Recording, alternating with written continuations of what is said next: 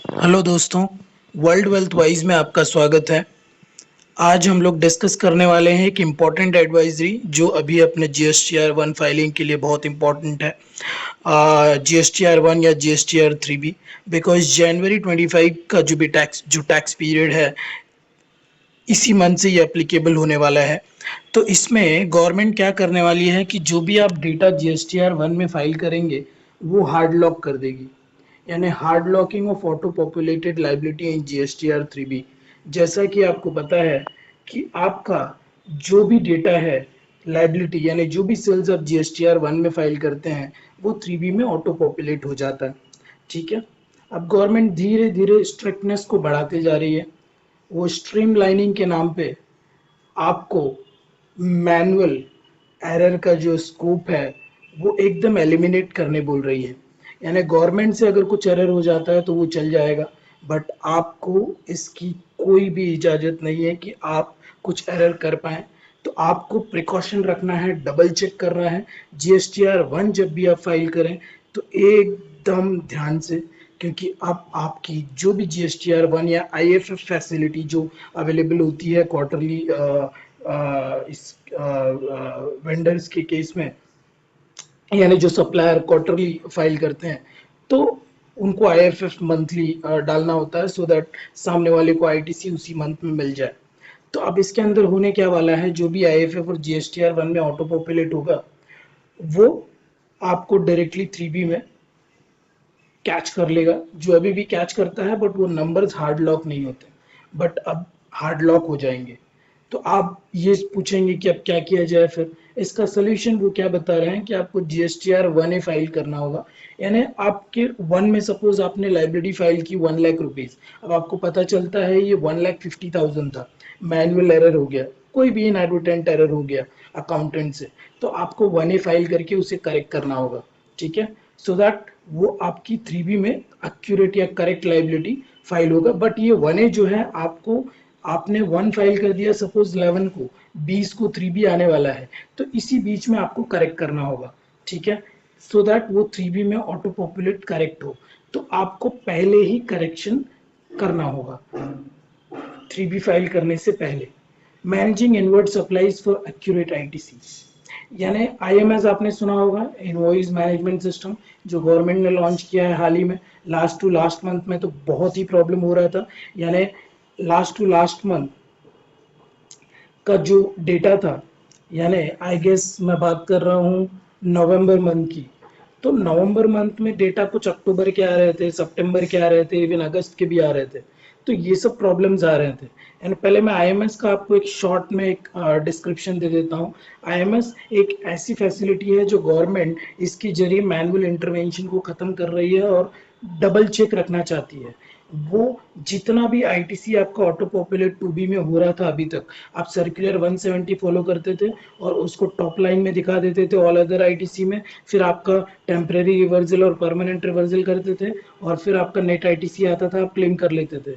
और फिर next month या सब्सिक्वेंट मंथ में जो भी टेम्परेरी रिवर्सल आपने किया है due to absence of invoices, या फिर आपके पास गुड्स रिसीव नहीं हुए, सेक्शन 16 सब सेक्शन 2 का जो कंडीशन है वो फुलफिल नहीं हुआ, तो आप वेट करते थे टेम्परेरी रिवर्सल करके, और जब एक्चुअल में गुड्स रिसीव्ड हो गया, इनवॉइस आ गई आपके पास में, तो आप उसे क्लेम करते थे।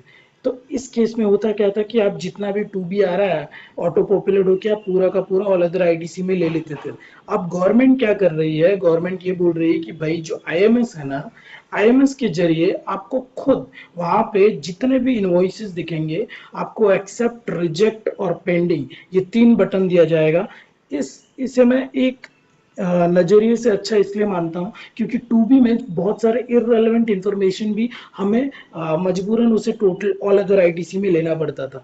यहाँ पे आपके पास राइट है, आप उसे रिजेक्ट कर सकते हैं, या फिर पेंडिंग का राइट है। जो टेम्परेरी रिवर्सल आप करते थे ना, अगर आप पेंडिंग बटन दबाएंगे तो आपको टेम्परेरी रिवर्सल करने की जरूरत नहीं पड़ेगी, यानी अननेसेसरी आपको ऑल अदर ITC में नहीं दिखेगा। अभी GSTR 9 में बहुत सारे कॉम्प्लिकेशंस थे, बहुत सारे लोगों ने कुछ भी इंटरप्रेट करके दिखाया हुआ है, अभी तो मैं उसमें नहीं जाना चाहता, बट स्टिल पेंडिंग बटन से होगा क्या कि आपको वेट करना है, भाई मेरे पास इनवॉइस नहीं आया, मेरे पास गुड्स रिसीव नहीं हुआ, तो मैं उसको पेंडिंग दबा के रखूंगा सो दैट वो मेरे टू बी में ऑटो पॉपुलेट नहीं होगा। फिर जब सब्सिक्वेंट मंथ में मेरे को इनवॉइस आ जाएगी, मेरे बुक्स में एंट्री हो जाएगी, फिर आपको क्लिक करना है और वो चीजें आपको टू बी में उस मंथ के टू बी में रिफ्लेक्ट होगा। तो इन अ वे मैं इसे एक अच्छा मूव मानता हूँ। और अननेसेसरी ऑल अदर आईटीसी में लाइन आइटम बढ़ाना वो ठीक नहीं था, लॉजिकल नहीं था। हाँ, प्रॉब्लम यहाँ पे क्या होगी, जो सीएन है उसके लिए गवर्नमेंट एक्स्ट्रा स्ट्रिक्ट हो गई है। वो बोलती है कि जो भी सीएन आपका सामने वाला सप्लायर देगा, तो वो सीएन को आपको एक्सेप्ट करना है, रिजेक्ट करना है, उसमें पेंडिंग बटन नहीं होगा। ध्यान से सुनिएगा, पेंडिंग बटन सीएन के लिए नहीं है और ये आपको प्रॉब्लम क्रिएट कर सकता है। यानी सीएन को आपको एक्सेप्ट करना है या रिजेक्ट करना है। अगर आप अननेसेसरी सीएन को ऑल अदर आईटीसी में लेते हैं, मतलब नेट आउट कर लेते हैं उसी में और फिर नीचे चल के, तो वो वाला ये सब प्रॉब्लम है। तो आपको सीएन को रिजेक्ट मारना होगा। आप उस सीएन को से अपनी आईटीसी को रिड्यूस नहीं कर सकते अगर वो आपका नहीं है। तो आपको क्या करना होगा, इसको रिजेक्ट करना होगा। और मैं आपको एक आइडिया देता हूं, तो आप क्या करना, क्योंकि 14 को ये 2B जनरेट होगा, उसके पहले आपके पास कोई डेटा नहीं है, तो जब 14 को जनरेट होगा उसके पहले 2A तो अवेलेबल है। तो पोर्टल पे 2A में से पूरा सीएन निकालिए और अपनी जो भी कंसर्न टीम है उसको बोलिए ये सीएन जो है पता करे सामने वाले सप्लायर से करेक्ट सीएन है या फिर प्रॉपर वैल्यू की नहीं, या फिर कोई भी अननेसेसरी सीएन है that is not belong to us, तो उसे आप तुरंत रिजेक्ट कीजिए। रिजेक्ट करने से होगा क्या, जो सामने वाला सप्लायर है उसकी लाइबिलिटी में वो सीएन जाके फिर से ऐड हो जाएगा। तो ये एक इंपॉर्टेंट चीज है, आपको यहाँ पे ध्यान देना है, ठीक है, क्योंकि सामने वाले ने अपनी लाइबिलिटी कम की है और आपको यहाँ पे आईटीसी रिवर्स करना है। तो हमें ध्यान देना है कि अगर वो सीएन हमारा नहीं है तो हमें रिजेक्ट मारना है। और इससे गवर्नमेंट बोल रही है कि एक्यूरेट आईटीसी क्लेम होगा। हाँ, जो हार्ड लॉकिंग है अभी सिर्फ लाइबिलिटीज पे एप्लीकेबल है, सेल्स पे एप्लीकेबल है। सो आईटीसी वगैरह पे अभी हार्ड लॉकिंग का कुछ भी अपने पास इंफॉर्मेशन नहीं है, बट ये जल्द ही आने वाला है। तो आप मेक श्योर कीजिए जितना हो सके अपने सिस्टम को स्ट्रीमलाइन कीजिए।